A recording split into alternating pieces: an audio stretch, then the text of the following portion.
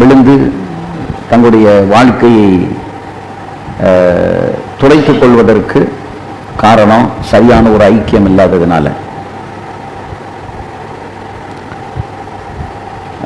அதனால இந்த ஐக்கியத்தை நீங்க ரொம்ப வலியுறுத்தி அதுல பங்கு பெறுங்க. கர்த்தர் நம்மை நிலைநிறுத்துவார். இன்றைக்கு நான் உங்களுக்கு புதிதான ஒரு டாபிக்ல நான் உங்களோடு கூட சில விஷயங்களை பகிர்ந்து கொள்ளலாம் என்று நான் நினைக்கிறேன். 1 தீமோத்தேயு 3ஆம் அதிகாரம் 1 முதல் 7 வசனங்களை யாராவது ஒருவர் மைக்கில் வாசிங்க பார்ப்போம். 1 தீமோத்தேயு 3ஆம் அதிகாரம் முதல் 7 வசனங்கள்.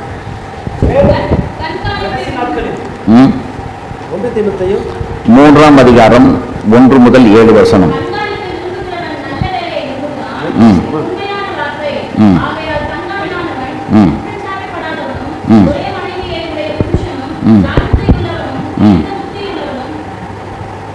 யோக்கியதை உள்ளவனும் அந்நியரை உபசரிக்கிறவனும் போதக சமர்த்தனுமாய் இருக்க வேண்டும்.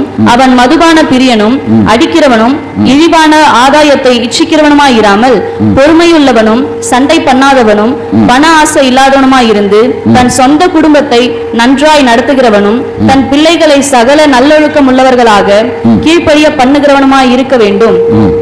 ஒருவன் தன் சொந்த குடும்பத்தை நடத்த அறியாதிருந்தால் தேவனுடைய சபையை எப்படி விசாரிப்பான்? அவன் இருமாப்படைந்து பிசாசு அடைந்த ஆக்கினையிலே விழாதபடிக்கு நூதன சீஷனாய் இருக்கக்கூடாது. அவன் நிந்தனையிலும் பிசாசின் கண்ணியிலும் விழாதபடிக்கு புறம்பானவர்களால் நற்சாட்சி பெற்றவனுமாய் இருக்க வேண்டும். அந்தபடியே உதவிக்காரரும் இரு நாக்குள்ளவர்களாயும் மதுபான பிரியராயும் இழிவான ஆதாயத்தை இச்சிக்கிறவர்களாயும் இராமல் நல்லொழுக்கம் உள்ளவர்களாயும் விசுவாசத்தின் ரகசியத்தை சுத்த மனசாட்சியிலே காத்துக்கொள்ளவர்களாயும் இருக்க வேண்டும். மேலும் இவர்கள் முன்னதாக சோதிக்கப்பட வேண்டும். குற்றம் சாட்டப்படாதவர்களானால் உதவிக்காரராக ஊழியம் செய்யலாம். அப்படியே ஸ்திரீகளும் நல்லொழுக்கம் உள்ளவர்களுக்கும் அவதூறு பண்ணாதவர்களும் தெளிந்த புத்தி உள்ளவர்களும் எல்லாவற்றிலேயும் உண்மையுள்ளவர்களாயும் இருக்க வேண்டும். இந்த வசனத்துல பவுல் ஊழியக்காரங்க எப்படி இருக்கணும் அப்படிங்கிறத சொல்றார். தீத்து 1:6 முதல் 9 வாசிங்க.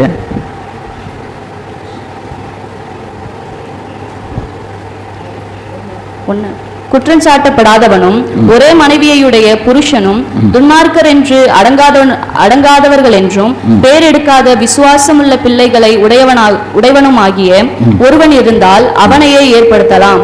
ஏனெனில் கண்காணியானவன் தேவனுடைய உக்கிரானக்காரனுக்கேற்ற விதமாய் குற்றஞ்சாட்டப்படாதவனும் தன் இஷ்டப்படி செய்யாதவனும் முற்கோபம் இல்லாதவனும் மதுபான பிரியம் இல்லாதவனும் அடியாதவனும் இழிவான ஆதாயத்தை இச்சியாதவனும் அந்நியரை உபசரிக்கிறவனும் நல்லோர் மேல் பிரியமுள்ளவனும் தெளிந்த புத்தியுள்ளவனும் நீதிமானும் பரிசுத்தவானும் இச்சையடக்கம் உள்ளவனும் ஆரோக்கியமான உபதேசத்தினாலே புத்தி சொல்லவும் எதிர் பேசுகிறவர்களை கண்டனம் பண்ணவும் வல்லவனுமாய் இருக்கும்படி தான் போதிக்கப்பட்டதற்கேற்ற உண்மையான வசனத்தை நன்றாய் பற்றிக் கொள்கிறவனுமாய் இருக்க வேண்டும்.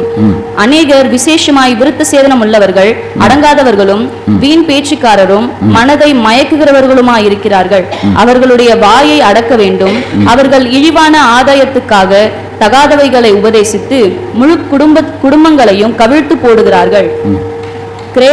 கிரேத்தா தீவார் துஷ்ட மிருகங்கள் பெருவயிற்று சோம்பேறிகள் என்று அவர்களில் ஒருவனாகிய அவர்கள் தீர்க்கதரிசி ஆனவனே சொல்லி இருக்கிறான். இந்த சாட்சி உண்மையாய் இருக்கிறது. இது முகாந்திரமாக அவர்கள் யூதருடைய கட்டுக்கதைகளுக்கும் சத்தியத்தை விட்டு விலகுகிற மனுஷருடைய கற்பனைகளுக்கும் செவிகொடாமல் விசுவாசத்திலே ஆரோக்கியம் உள்ளவர்களாய் இருக்கும்படி நீ அவர்களை கண்டிப்பாய் கடிந்து கொள். சுத்தமுள்ளவர்களுக்கு சகலமும் சுத்தமாயிருக்கும். இன்றைக்கு நாம் பார்க்க போகிறது நமக்குள்ள இருக்கிற தேவையற்ற பழக்க வழக்கங்கள், அன்வாண்டட் ஹேபிட்ஸ். நமக்குள்ள இருக்கிற தேவையற்ற பழக்க வழக்கங்கள். நற்கருணை பந்தி எடுப்பதற்கு முன்பு வேதம் நமக்கு எச்சரிப்பு கொடுக்கிற ஒரு காரியம், நம்மை நாமே நிதானித்து அறிந்தால் நாம் நியாயம் தீர்க்கப்படும். ஏனென்றால் நமக்கு ஒரு நியாய தீர்ப்பு இருக்கிறது. அந்த நியாய தீர்ப்புக்கு நாம் எல்லாரும் போய் நிற்க வேண்டும். இன்றைக்கு நியாய தீர்ப்பை பற்றி யாரும் அதிகம் பேசுவதில்லை. நியாய தீர்ப்பு ஒன்று இருக்கிறது என்கிற எண்ணமும் அநேகருக்கு இல்லை. ஊழியக்காரர்களுக்கும் இல்லை, விசுவாசிகளுக்கும் இல்லை. ஆனால் நமக்கு ஒரு நியாய தீர்ப்பு இருக்கிறது. நம் அனைவரும் ஒரு நாள் கிறிஸ்துவின் நியாயாசனத்துக்கு முன்பதாக போய் நாம் நிற்க வேண்டும். அதை நாம் மறந்துவிடக்கூடாது. ஆகவே அந்த நியாயாசனத்துக்கு முன்பதாக நிற்கும் பொழுது இங்க எப்படி பவுல் சொல்றாரோ ஊழியத்தில் குற்றம் சாட்டப்படாதவனாக இருக்கணும்னு, அதுபோல கிறிஸ்துவனுடைய நியாயாசனத்துக்கு முன்னால நம்ம போய் நிற்கும் போது அங்கேயும் நாம் என்ன செய்யக்கூடாது? குற்றம் சாட்டப்பட்டவர்களாக இருக்கக்கூடாது. must not be blamed. யாரும் நம்மை குற்றம் சாட்டக்கூடாது. கிறிஸ்துவுக்கு முன்பதாக நாம் நியாய தீர்ப்பில் நிற்கையில் குற்றம் சாட்டப்படாமல் இருந்தால் தான் அவரோடு வாசம் பண்ண முடியும். இல்லை என்றால் நமக்குள் இருக்கிற தேவையற்ற வேண்டாத பழக்க வழக்கங்கள் நாம் அறியாமலே அதை திரும்ப திரும்ப செய்து கொண்டே இருப்போமானால் நிச்சயமாகவே நம்முடைய வாழ்க்கையில் நியாய தீர்ப்பை போய் நிற்க முடியாது. அது இன்றைக்கு நமக்குள்ள இருக்கிற அன்வாண்டட் ஹேபிட்ஸ், ஒரு ஊழியருக்குள்ள இருக்கிற தேவையற்ற ஹேபிட்ஸ், பழக்க வழக்கங்கள் என்ன என்பதை நாம் உய்த்து ஆராய்ந்து பார்க்க வேண்டும். அதை நாம் பார்த்து அதை நாம் அகற்றாவிட்டால் அது ஒரு கொடிய நோய், அது நம்மை பின்தொடர்ந்து கொண்டே வரும். உதாரணமாக எடுத்துக்கிட்டோம்னா ப்ரைட் அண்ட் அரகன்ஸ், அதாவது பெருமையும் இருமாப்பும். அதற்கடுத்து நம்முடைய சொந்த நெக்லெக்டிங் பர்சனல் ஸ்பிரிச்சுவல் குரோத், நம்முடைய சொந்த பக்தியை, பக்தி விருத்தியை அல்லது ஆவிக்குரிய அந்த தன்மையை நாம் உதறி தள்ளுவது, அது புறந்தள்ளுவது. மூன்றாவது அதிகமாக over working and burn out, ரொம்ப ரொம்ப ஓடி ஓடி ஓடியும் செய்து நம்மளையே நாம் நம் சரீரத்தை கெடுத்துக் கொள்வது. அதுபோல தூசிக்கிறது, அந்த தூஷிப்புக்கு இடம் கொடுக்கிறது. அதுக்கடுத்து ஐந்தாவது நமக்கு ஒரு கணக்கு ஒப்புவிக்க வேண்டும் என்ற அந்த எண்ணம் இல்லாமல் இருப்பது. ஆறாவது பார்ஷியாலிட்டி, ஃபேவரிட்டிசம். ஏழாவது நம்முடைய பிரசங்கத்தை தவறான விதத்திலே பயன்படுத்துவது, மேனிப்புலேட்டிவ் ப்ரீச்சிங். எட்டாவது ஃபைனான்சியல் மிஸ்மேனேஜ்மெண்ட், பொருளாதாரத்தை தவறாக பயன்படுத்துதல். 9 மாய்மலம், hypocrisy. 10 resistance to correction or growth. நம்ம யாரும் திருத்திவிடக்கூடாது என்று திருத்துதலுக்கு எதிர்த்து நிற்பது. இந்த 10 காரியங்கள் நான் உங்களுக்கு சொன்னேன். இப்போ உங்கள்கிட்ட கொடுக்கிற ஒரு பேப்பரில் எல்லாருக்கும் ஒரு பேப்பரை கொடுங்க. எல்லாருக்கும் ஒரு பேப்பர் கொடுங்க. இல்லை, நீங்கள் எழுதுகிற பேப்பரை தனியாக இருக்கட்டும். இந்த பேப்பரை நீங்கள் வாங்கி நான் சொல்கிற அந்த பேப்பரில் நீங்கள் எழுதணும். எல்லாருக்கும் ஒரு பேப்பரை கொடுத்துங்க.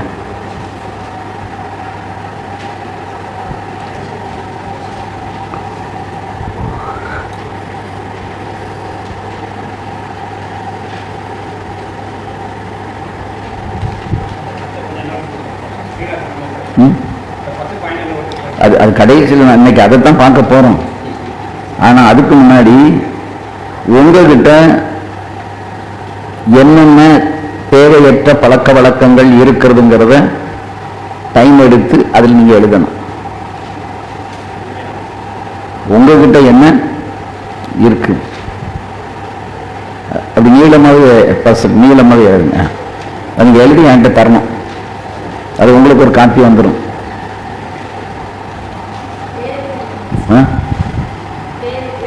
கண்டிப்பா பேர் எழுதணும். இது பாவ அறிக்கை கிடையாது, தேவையில்லாத திருத்துறதுக்குரிய காரியம். அதாவது list out the bad habits. என்னம்மா?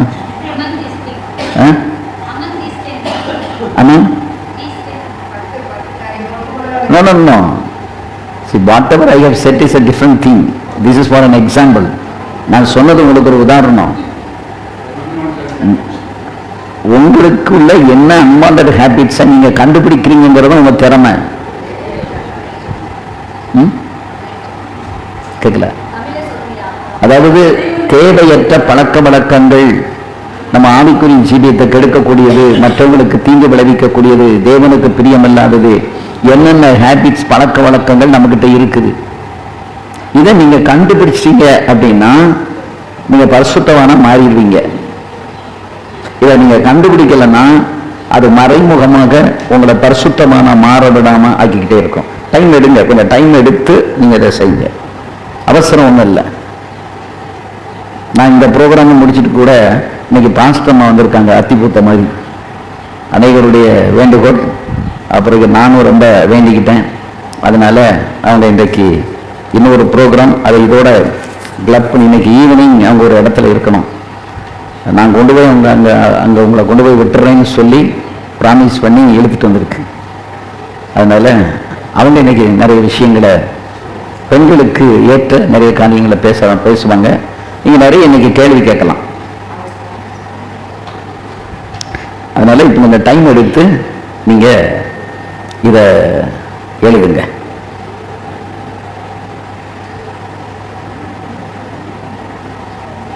உங்க வீட்டம்மா உங்கள்கிட்ட சில காரியங்களை சொல்லியிருப்பாங்க, உங்க பிள்ளைகள் சொல்லியிருப்பாங்க, உங்க விசுவாசிகள் சொல்லியிருப்பாங்க, எல்லாம் உங்க ஃப்ரெண்ட்ஸு சொல்லியிருப்பாங்க.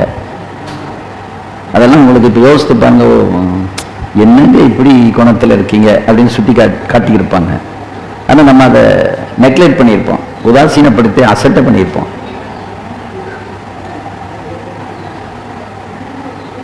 ராபர்ட் ஒரு பேப்பர் எடுத்து எழுதணும். நீங்க யாரும் பேசுனீங்கன்னா இந்த வீடியோ கொஞ்சம் ஆஃப் பண்ணிடு. நீங்க பேசுனீங்கன்னா இதுல கவனம் செலுத்தும். இது பக்கம். ஏனென்றால் நீங்க நமக்கு இருக்கிற நேரம் 28 மணி நேரம். 28 மணி நேரத்தை 28 மணி நேரமும் தூங்கி கழிக்கலாம், நேரம் போயிடும். 24 மணி நேரம். இப்போ என்ன, எனக்கெல்லாம் 28 மணி நேரமே பத்தலை. நான் அது அப்படியே டபுள் 56 மணி நேரம் இருந்தால் பரவாயில்லன்னு நினைக்கிறேன். கூட 2 மணி நேரம் சேர்த்தே சொன்னேன். 24 மணி நேரம் திருத்தினதுக்கு நன்றி. அந்த 24 மணி நேரத்தை 3 பகுதியாக 8 மணி நேரம். தேங்க்யூ.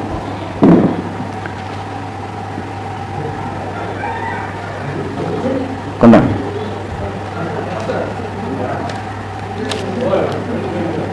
எப்படி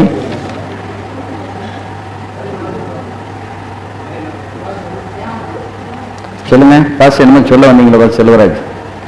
இன்னொரு மைக் என்னப்பா, அந்த மைக்கு எழுதுங்க. நீங்க எழுதி கொடுத்தீங்களா? கொடுத்தாச்சா? சரி. இப்போ நம்மகிட்ட இருக்கிற வேண்டாத தேவையற்ற ஒரு பழக்க வழக்கம் என்ன அப்படின்னா, நேரத்தை சரியாக கடைபிடிப்பது இல்லை.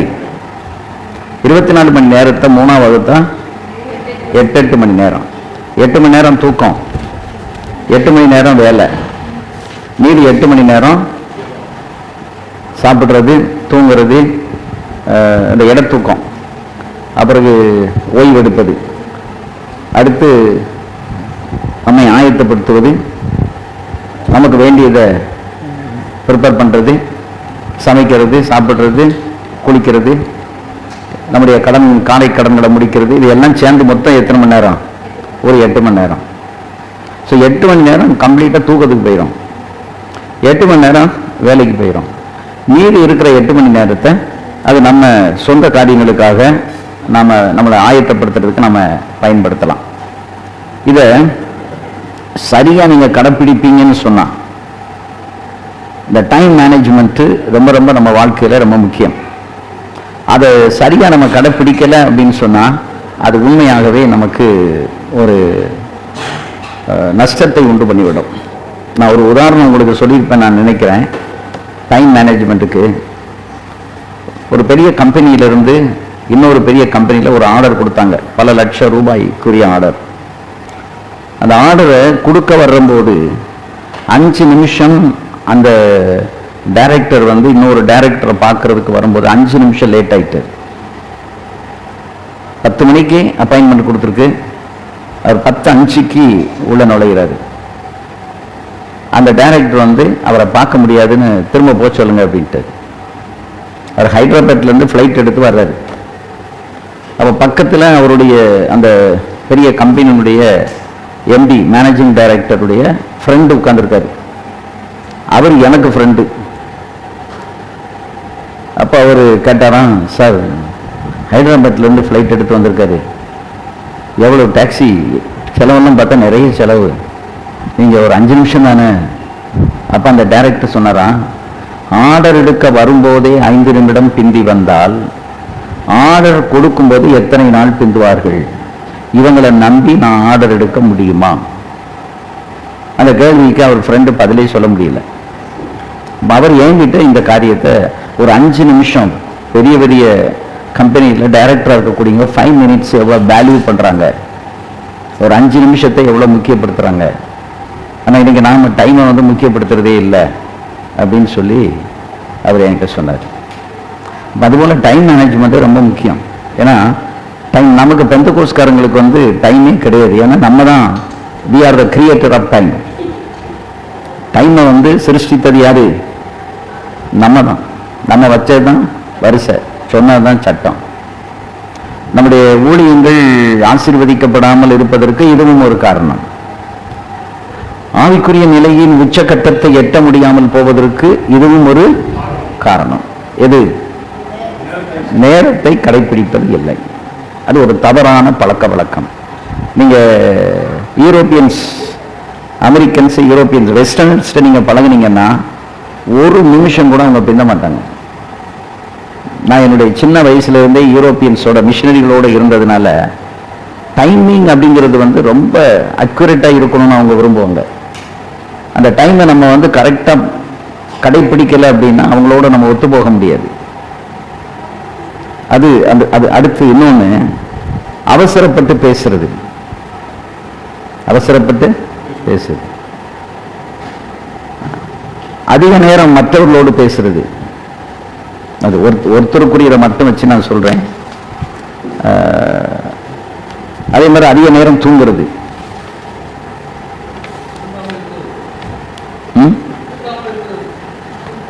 தூங்காம இருக்கிறதும் கெட்ட பழக்கம் தான், சரியான பழக்கம் கிடையாது. அதே மாதிரி மனைவியனுடைய ஒரு கருத்து சொல்றாங்க அப்படின்னா அந்த கருத்துக்கு செவி கொடுக்காமல் இருப்பது. வாழ்க்கை வந்து சுமூகமா போகணும்னா என்ன செய்யணும்?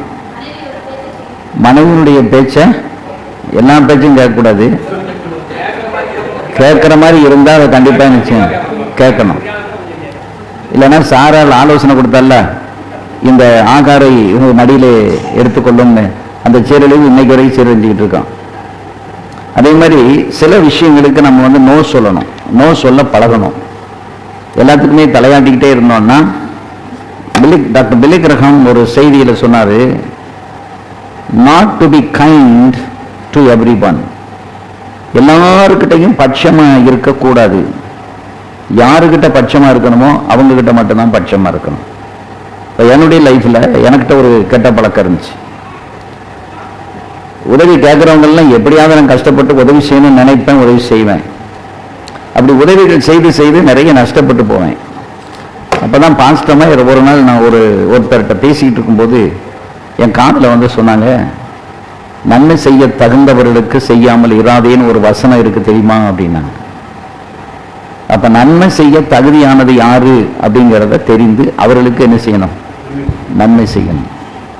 ஏன்னா நன்மை செய்ய படியுங்கள்னு இருக்குது, நன்மை செய்வதை விட்டுவிடாதீர்கள்னு இருக்குது, நன்மை செய்யாமல் இருப்பது பாவம்னு சொல்லியிருக்கு,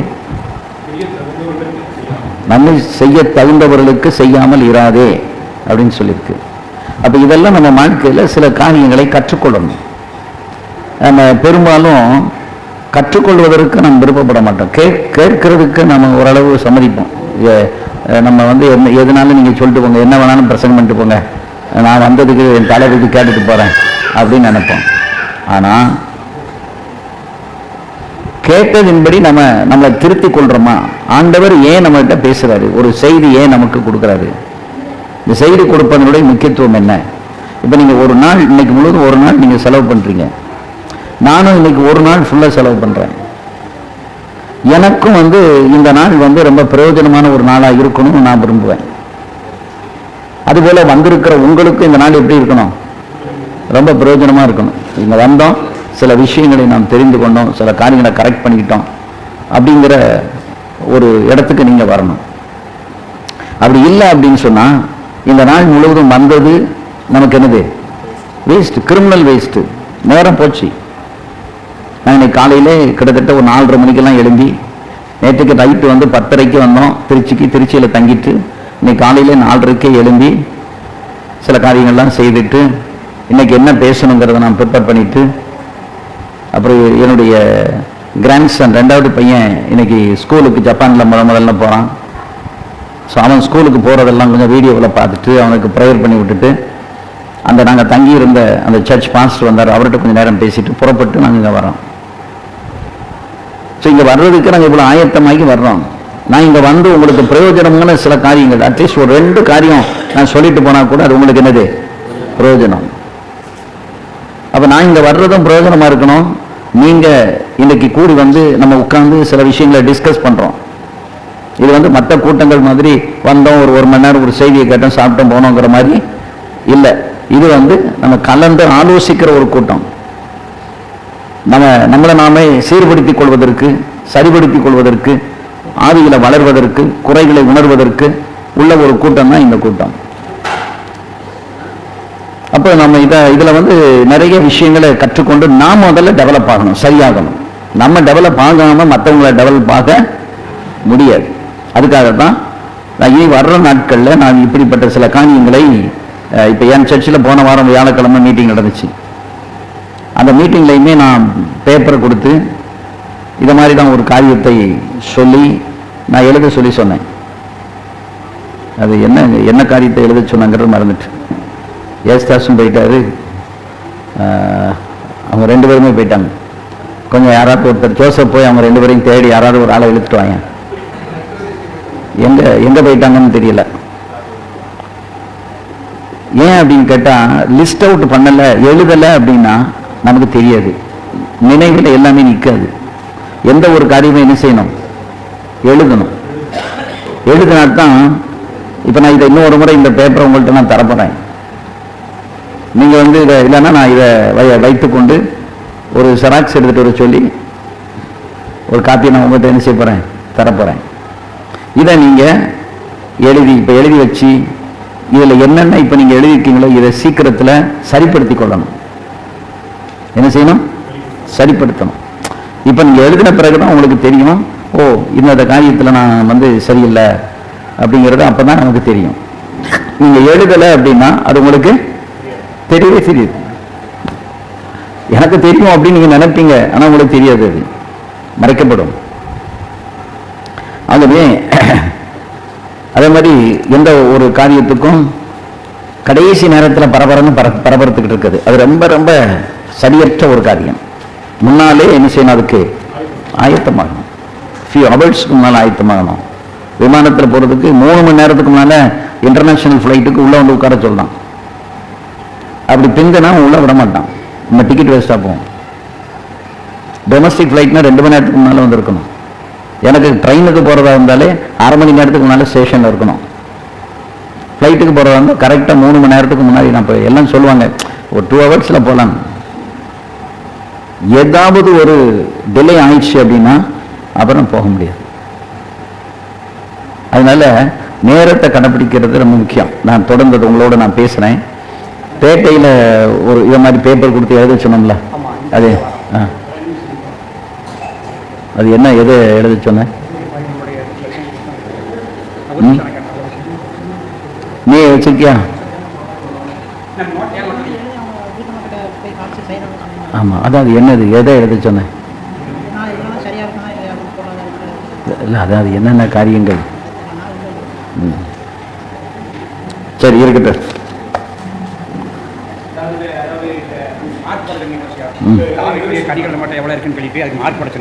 ரைட். ஆவிக்குரிய கனிகள் 9 பேப்பரில் எழுதிட்டு, இந்த 9 கனியில் நம்மகிட்ட ஒவ்வொன்றுக்கும் எத்தனை மார்க்கு நம்ம போடலாம், நீங்களே மார்க் போடணும். அன்பு எவ்வளவு உங்கள்கிட்ட அன்பு இருக்கு, எத்தனை மார்க் நீங்க போடலாம். அதே மாதிரி சந்தோஷம், அந்த சந்தோஷத்துக்கு நீங்க எவ்வளவு மார்க் போடலாம். இப்படி எங்களுக்குள்ள இருக்கிற அந்த குறைகளை சரிப்படுத்திக் கொள்வோம்னு சொல்லிட்டு போயிருக்காங்க. ஆகவே கேட்டுக்கிட்டே இருக்கணும், மாற்றங்கள் வரல. ஆனா நம்ம எதை நோக்கி போய்கிட்டு இருக்கிறோம் அப்படின்னா, மறுரூபத்தை நோக்கி போய்கிட்டு இருக்கிறோம். நம்முடைய அல்டிமேட் முடிவு என்ன தெரியுமா? ஒரு நாள் இயேசு வரப்போகிறார், அன்றைக்கு இந்த சரீரத்தில் ஒரு மறுரூபம் வரப்போகிறது. அதுக்கு தான் பவுல் சொன்னார் ரோமர் 12ஆம் அதிகாரம் 1வது வசனத்துல, மனம் மாறுகிறதுனாலே மறுரூபமாகுங்கள். அப்ப மனம் மாறத்தான் என்ன ஆகும்? நாம மறுரூபமாகும். ஒருவன் கிறிஸ்துவுக்குள் இருந்தால் அவன் புது சிருஷ்டியா இருக்கிறான், பழையவைகள் எல்லாம் ஒளிந்து போயின. இப்ப பழசெல்லாம் நமக்கு ஒளிஞ்சு போயிட்டா. நம்ம ரட்சிக்கப்பட்டு இத்தனை வருஷம் ஆச்சு, அபிஷேகம் பெற்று இத்தனை வருஷம் ஆச்சு, ஊழியத்துக்கு அழைக்கப்பட்டு இத்தனை வருஷம் ஆச்சு, ஊழியத்துல வந்து இருந்து இத்தனை வருஷம் ஆச்சு. இத்தனை வருஷத்துல நமக்குள்ள பழைய சுவாபங்கள், பழைய குணங்கள் நம்மை விட்டு போயிருக்கிறதா? அது நமக்கு என்ன செய்யணும்?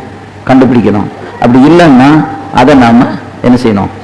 சரிப்படுத்த வேண்டும். அப்பதான் நாம கர்த்தருக்குள் சரியான ரீதியிலே, ஆவிக்குரிய ரீதியிலே நாம் வளர்ந்து போக முடியும். இல்லாவிட்டால் வளர்ந்து போக முடியாது. சரி, அதை நம்ம அதுக்கு அடுத்து நம்ம பார்க்கலாம். இப்போ நம்ம மத்தியில பாஸ்டமா வந்திருக்கிறதுனால அவங்களுக்கு கொஞ்சம் டைம் கொடுக்க விரும்புகிறேன். ஊழியத்திலையும் குடும்பத்திலையும் பிரச்சனை இல்லாமல் இருக்கும்னா, செய்ய வேண்டிய கடமைகளை கரெக்டாக செஞ்சா நிறைய பிரச்சனையை தவிர்த்தரணும். கடமைகளை சரியாக செய்யாவிட்டால் கண்டிப்பா என்ன வரும்? பிரச்சனை வரும், குழப்பம் வரும். ஏன்னா நமக்குள்ள குழப்பத்தை கொண்டு வர எப்பொழுதும் 24 மணி நேரம் காத்து கொண்டு இருக்கிற ஒரு சத்துரு இருக்கிறான். அது நீங்க எப்போ மறந்துடக்கூடாது. நாம் செய்கிற ஒரு சிறிய தவறு மூலமாகவும் யார் உள்ள வந்துருவா? பிசாசு உள்ள வந்துடும். அப்ப பிசாசுக்கு இடம் கூடாதிருங்கள் அப்படின்னு சொல்லியிருக்கு. அப்ப பிசாசுக்கு நம்ம இடம் கூடாம இருக்கணும் அப்படின்னா, நம் தவறுகள் மூலமாகத்தான் பிசாசு உள்ள வருவோம். எங்களுக்குள்ள ஏன் சண்டை வரல அப்படின்னா, I just want to be a good husband to my wife. என் மனைவிக்கு நான் எப்படி இருக்க விரும்புகிறேன்? ஒரு நல்ல புருஷனாக நான் இருக்க விரும்புகிறேன். நான் நல்ல புருஷனாக, அந்த புருஷத்துவம் அப்படிங்கிறது அதுல நிறைய காரியங்கள் உள்ள அடங்கியிருக்கு. நம்முடைய தேவைகள், குடும்பம் நடத்துகிற விதம், துணிமணி, தாம்பத்தியம், இப்படி நிறைய காரியங்கள் அதுக்குள்ள அடங்கி இருக்குது. அது எல்லாத்தையுமே சரிவர ஒரு புருஷன் செய்தா மனைவி என்ன செய்ய மாட்டா? சண்டையே சண்டை போட மாட்டா. கேட்க வேண்டிய விஷயத்தை மனைவியினுடைய சொல்ல கண்டிப்பா கேட்கணும்.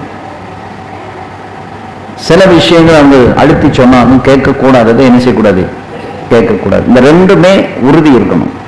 கேட்க வேண்டியதை கேட்கணும், கேட்கக்கூடாததை கேட்கக்கூடாது.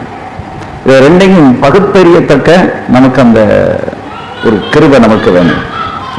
அடுத்தது, நமக்குள்ள சந்தோஷம் இல்லை அப்படின்னா நம்ம சந்தோஷத்தை பற்றி யாருக்கும் சொல்ல முடியாது. இன்றைக்கு ஊழியருடைய வாழ்க்கையில தொய்வுகள் ஏற்படுவதற்கு காரணம் என்ன அப்படின்னு கேட்டீங்கன்னா, வாழ்க்கை வேறு பிரசங்கம் வேறுன்னு ரெண்டு கோணத்துல போகுது. ரெண்டு parallel லைன் மாதிரி போகுது. parallel line, two parallel lines will never meet. ரெண்டு இணை கோடுகள் ஒன்றாக என்ன செய்யாது? சந்திக்கவே சந்திக்க. அப்போ நம்ம குடும்பம்னா என்ன புரிதல் இருக்கணும். மனைவி யாரு, பிள்ளைகள் யாரு, நம்ம ஊழியம் இது, நாம யாரு, நாம எப்படிப்பட்டவங்க. நான் எப்பவுமே என்ன வந்து நான் ஜட்ஜ் பண்ணி கரெக்டாக வைக்கணும்னு நினைப்பேன். அது எதனால் அப்படின்னா, நான் வந்து மற்றவர்களுக்கு போதிக்கிற ஒரு ஊழியத்தில் இருக்கிறேன். நான் சொல்றதை நீங்க கேட்கணும்னு அவசியம் கிடையாது. ஆனால் உங்களுக்கு நடுவே என்னை கர்த்தர் கொண்டு வருகிறார் என்றால், உங்களுக்கு நான் மாதிரியான வாழ்க்கை, என்னுடைய மறைவிடத்தில் நான் வாழாமல் பப்ளிக்ல வந்து நான் போதிப்பது உங்களுக்கு எந்த விதத்திலையும் பயன் தராது. அதை நீங்களும் நினைக்கணும். உங்க வீட்டில் வந்து நீங்க வந்து சந்தோஷம் இல்லை அப்படின்னா, மேடையில் சந்தோஷத்தை பற்றி இங்கே பேசி பிரயோஜனம் இல்லை, அது எடுபடாது. அதுபோல அன்பு, அன்பு, சந்தோஷம், சமாதானம், நீடிய பொறுமை, சாந்தம், தயவு, நற்குணம், விசுவாசம், நிச்சயடக்கம், இந்த இந்த குணங்கள் நான் முதல்ல மரங்கள்ல வளர்றதை விட குணங்கள்ல வளரணும், அதாவது கனியில வளரணும் அப்படின்னு நான் ரொம்ப விரும்புவேன். ஏன்னா மரம் வந்து கொஞ்ச நாள் இருக்கும், அப்புறம் போயிடும். ஆனா கனி ஒரு நாளும் அது போகக்கூடாது. சாகிற வரைக்கும் எது போகக்கூடாது? கனி போகக்கூடாது. என்றைக்கு ஒரு மரத்தில் கனி இல்லையோ, நல்ல கவனிங்க, என்றைக்கு ஒரு மரத்துல கனி இல்லையோ அன்றைக்கு அந்த மரம் வெட்டுண்டு அக்னியிலே போடப்படும். அப்ப நம்ம வந்து கனியற்ற ஒரு மரமா மாறிட்டோம் அப்படின்னா, ஒரு நாள் நம்ம கத்திரித்து போடுவதற்கு ஆண்டவர் ரெடி ஆகிடுவார். அப்ப நமக்குள்ள என்ன இல்லாம போகக்கூடாது? கனி இல்லாம போகக்கூடாது. வரம் இல்லைனாலும் பரவாயில்ல, ஊழியம் செய்யாம பலவீனப்பட்டு கிடந்தாலும் பரவாயில்ல, ஆனா என்ன இருக்கணும்? கனி இருக்கணும்.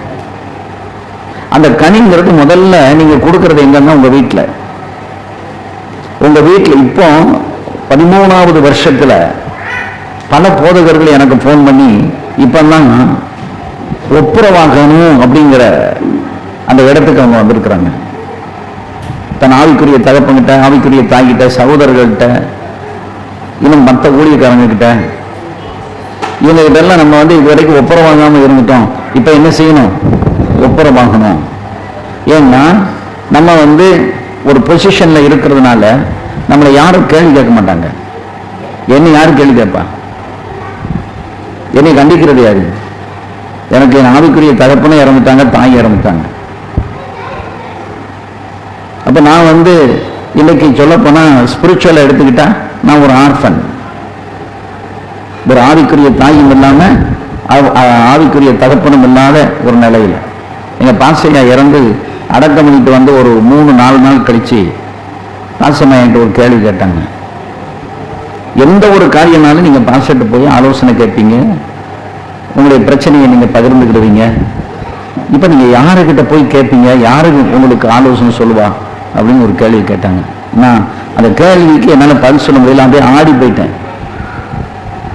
ஏன்னா எனக்கு ஆலோசனை சொல்லணும் அப்படின்னா என்னிலிருந்து குறைந்தது ஒரு 5 வருடம் என்ன செய்யணும்? மூப்பா இருக்கணும், அனுபவசாலியா இருக்கணும், என்னை பத்தி தெரிஞ்சவங்களா இருக்கணும், என் மேல கரிசனை உள்ளவங்களா இருக்கணும். அவங்க தான் எனக்கு வந்து ஆலோசனை கொடுக்க முடியும். எல்லாருக்கிட்டையும் போய் நம்ம ஆலோசனை கேட்ட முடியாது. நான் பதில் சொல்ல மாட்டோமா? அப்படி ஒரு நிமிஷம் அப்படி நின்றுட்டேன். அப்புறம் அவங்களே பதில் சொன்னாங்க. இப்பெல்லாம் உங்களுக்கு ஒரு நல்ல பெரிய மூத்த ஆவிக்குரிய தகப்பனா இருக்கிறதுக்குரிய தகுதி உங்களுக்கே வந்துருச்சுத, இனி நீங்க யார்கிட்ட போய் கேட்க போறீங்க அப்படின்னு அந்த கேள்விக்கு அவங்களே கேள்வி கேட்டு அவங்களே பதில் சொன்னாங்க. அப்ப நம்மளை வந்து எப்படி பார்க்கறாங்க அப்படின்னா, ஒரு மூத்த தலைவனா பார்க்கறாங்க, ஒரு போதகரா பார்க்கறாங்க, பலருக்கு ஆலோசனை சொல்லக்கூடியவங்கிற நிலையில பார்க்கறாங்க. அப்ப நம்ம எப்படி இருக்கணும்? யாரும் நம்மளை விரல் நீட்டி என்ன செய்யக்கூடாது?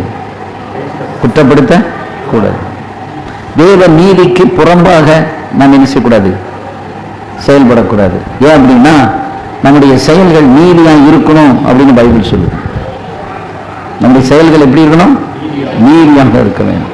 பேச்சில் நீதி இருக்கணும், செயல்ல நீதி இருக்கணும்.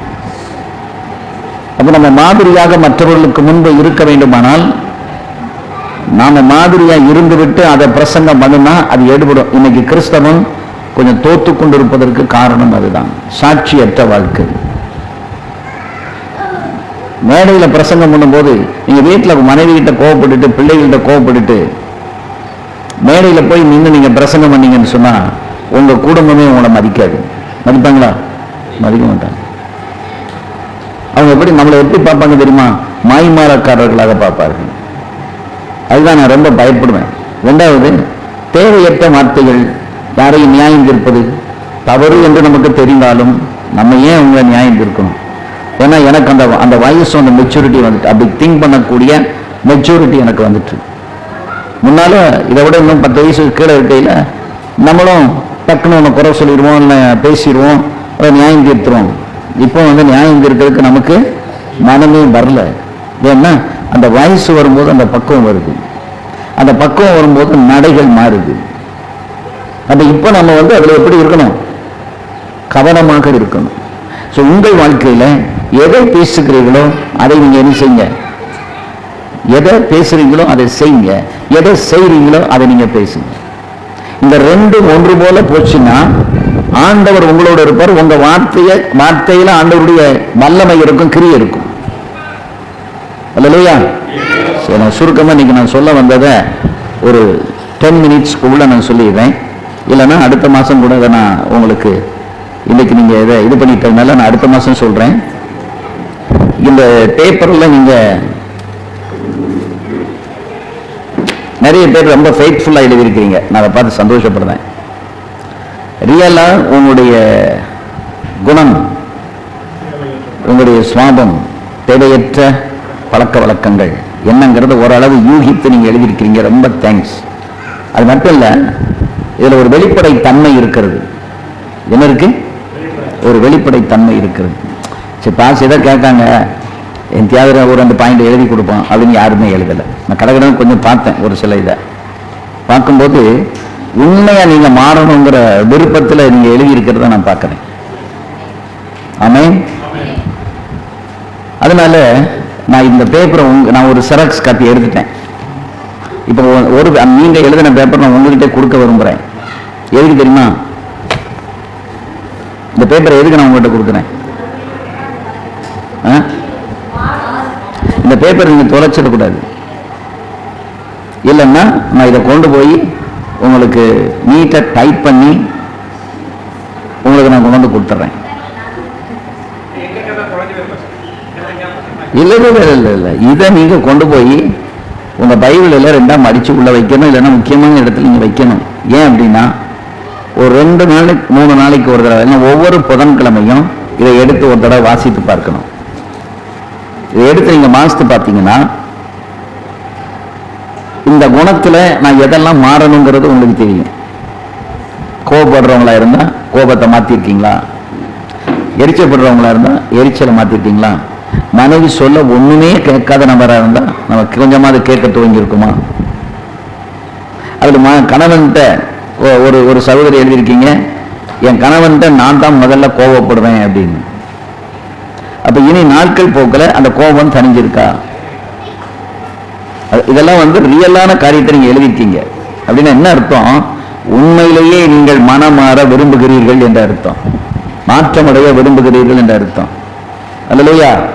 ஆகவே இந்த பேப்பர் நீங்க திரும்ப கொண்டு போய் ஒவ்வொரு புதன்கிழமையும் நீங்க இதை என்ன செய்யணும்? எடுத்து வாசித்துட்டு வச்சிடணும். நான் இது அவ்வளவு என்னுடைய பேட்ல நான் டைப் பண்ணி வச்சிருவேன். இது முழுவதும் என் பேட்ல டைப் பண்ணி நான் வச்சிருப்பேன். ஸோ பேப்பர் தொலைஞ்சதை பத்தி கவலை கிடையாது. அது ஃபைலில் அப்படி இருக்கும், ஆனால் என் பேட்ல இருக்கும், டேப்ல இருக்கும். 1 மாதம் கழித்து திரும்பி நம்ம இதை ரிவ்யூ பண்ணணும். ஏன்னா நான் உங்களுக்கு குறைஞ்சது ஒரு 10 வருஷம் போதிச்சிருப்பேனா? இங்க வந்தது செல்வராஜ், நான் ஒரு 10 வருஷம் வந்திருப்பேனா? இங்க 10 வருஷம் நான் உங்களுக்கு போதிச்சிருக்கேன். நீங்க 10 வருஷம் இந்த போதனையை கேட்டிருக்கீங்க. எந்த அளவு நீங்க மாறி இருக்கிறீங்க? உங்க வாழ்க்கையில எந்த அளவு மாற்றங்கள் வந்திருக்கிறது? இந்த ஃபீட்பேக்லையும் நீங்க அதை கொஞ்சம் மென்ஷன் பண்ணுங்க. இத்தனை வருஷத்துல நான் எந்த அளவு மாறி இருக்கிறேன்னா, அப்படியே தான் இருக்கிறேன்னா, இன்னும் மாறணுமா அப்படிங்கிறத நீங்க யோசித்து எழுதுங்க. இந்த நாள் ரொம்ப பிரயோஜனமான நாளா இருந்திருக்கும்னு நான் நினைக்கிறேன். எத்தனை பேர் இன்னைக்கு பிரயோஜனமா இருந்து சொல்லுங்க, கை வைத்து ஒரு ஆமீன் சொல்லுங்க பாப்போம். அல்லேலூயா. பாஸ்டர்மாவை நிறைய விஷயங்களை சொன்னாங்க. நாங்கள் 2 பேரும் சண்டையே போட மாட்டோம். ஏன் அப்படின்னா, சண்டை போட்டா கர்த்தர் நம்ம ஜெபத்தை கேட்க மாட்டாரு. பொய் சொன்னா கர்த்தர் நம்ம ஜெபத்தை கேட்க மாட்டாரு. பொய் உதடு கர்த்தருக்கு அருள். ஆனா அதை யாரும் யோசிக்கிறது கிடையாது. யோசிக்காமலே என்ன செய்வோம்? சொல்லிக்கிட்டே இருப்போம். அதனால ரொம்ப கவனமா இருங்க. கவனமா இருந்து இந்த காரியங்களை நீங்க உங்களுக்குள்ள மாற்றிக்கொள்வதற்கு நீங்க ஆயத்தமாயிருங்க. கர்த்தர் நம்மை ஆசீர்வதிப்பாராக. ஆமென்.